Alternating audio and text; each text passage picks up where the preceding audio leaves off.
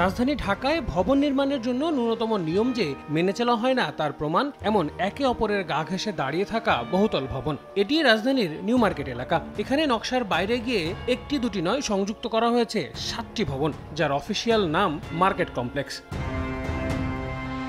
নিয়ম অনুযায়ী আবাসিক ভবনের প্রতি 550 বর্গমিটারে 2টি অগ্নি নির্বাপক যন্ত্র থাকার কথা, কিন্তু এসব কমপ্লেক্সের সিঁড়ির কাছে ছাড়া কোথাও নেই তেমন কিছু। সঙ্গে মেয়াদ ঢাকতে ছিঁড়ে ফেলা হয়েছে স্টিকার। ফায়ার সার্ভিস বলছে আগুন লাগার বহু কারণের পাশাপাশি অন্যতম কারণ বৈদ্যুতিক শর্ট সার্কিট। কোথাও আবার সেই সার্কিট বোর্ডের অংশেই নিরাপত্তার অজুহাতে ঝুলছে তালা। মেন সুইচ যেখানে আছে, এটার চাবি কার কাছে? ইলেকট্রিশিয়ান। যে কেউ চাইলেই যেতে পারবো না? না, ওই 7 তলার অফিস। আমরা বেশি কথা বলতে গেলে সমস্যা হয়। নেই জাতীয় বিল্ডিং কোড অগ্নি সুরক্ষা সম্পর্কিত বিধানের তোয়াক্কা। রাজধানীর কাকলের 8 তলা এই পুরো ভবনের নিচে দোকান আর উপরের তলাগুলোতে আছে মেডিকেল সেন্টার। সিঁড়ি মাত্র একটি। কোথাও নেই জরুরি বহির্গমন নির্গমন পথ কিংবা তার নির্দেশিকা। ভবনের অগ্নি নিরাপত্তা ছাড়পত্র আছে কি নেই সেই প্রশ্ন করেন না কেউ। এ তো গেল বাণিজ্যিক ভবনের চিত্র। প্রশ্ন হলো, আবাসিক ভবনগুলোতে কতটা নিরাপদ রাজধানীবাসী? 6 তলা এই ভবন রাজধানীর মহাখালীতে, মাত্র 2 ফিট জায়গার মধ্য দিয়ে এখান থেকে ভেতরে প্রবেশ করতে হচ্ছে। এখানে একটা মোটরসাইকেল পর্যন্ত পার্কিং করা।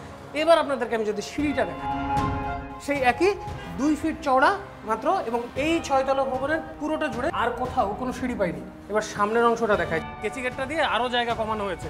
বাইরে থেকে কিন্তু পুরো ফিটফাট, একেবারে 6 তলা ভবন, উপরে আবাসিক, নিচের পুরো অংশে কিন্তু দোকান, অর্থাৎ বাণিজ্যিকভাবে ব্যবহার করা হচ্ছে। রাজুক এটার অনুমতি কিভাবে দিয়েছে সেটাই আসলে প্রশ্নের বিষয়। এদিকে আইনি জটিলতা আর সীমাবদ্ধতার মধ্যেই 2014 সালে অগ্নি প্রতিরোধ ও নির্বাপন আইনের বিধিমালাও স্থগিত হয়েছে।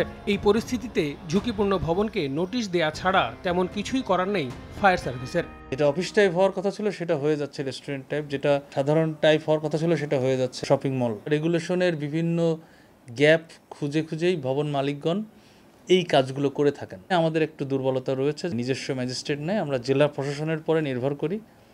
দেখা যায় যে আমাদের যে পরিমাণ চাহিদা থাকে মোবাইল কোড করার, তার সিকিভাগও সম্ভব হয় না।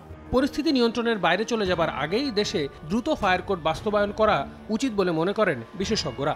এক্ষেত্রে কঠোর হবার বিকল্প নেই বলেও মনে করেন তারা। মালিককে ধরে জেলখানা ঢুকানো হয়েছে, আর কিছু করার নেই। দুর্নীতিগ্রস্ত কর্মকর্তা কর্মচারী যেই থাক না কেন, দুর্নীতিটাও যে আমাদের ওই অগ্নিকাণ্ডের মৃত্যুর জন্য দায়ী সেটা আমরা স্বীকারই করতে চাচ্ছি না। দুর্নীতির জন্য আমরা কি ব্যবস্থা করেছি, কাকে সাজা দিয়েছি, এরকম দৃষ্টান্তকে আমরা দেখাতে পারবো। তিনি আরও বলেন, আইন কিংবা বিধিমালার প্রয়োগ তো বটেই, সবচেয়ে বেশি জরুরি জনমানুষের সচেতনতা বৃদ্ধি। রমজানের আগেই তো আমাদের এই ব্যবস্থাটা করার দরকার ছিল, প্রত্যেকটা ডিপার্টমেন্ট ঝাঁপিয়ে পড়া দরকার ছিল যে এটা সেফটিটা ঠিক আছে কিনা। আল আমিন তুষার, সময় সংবাদ, ঢাকা।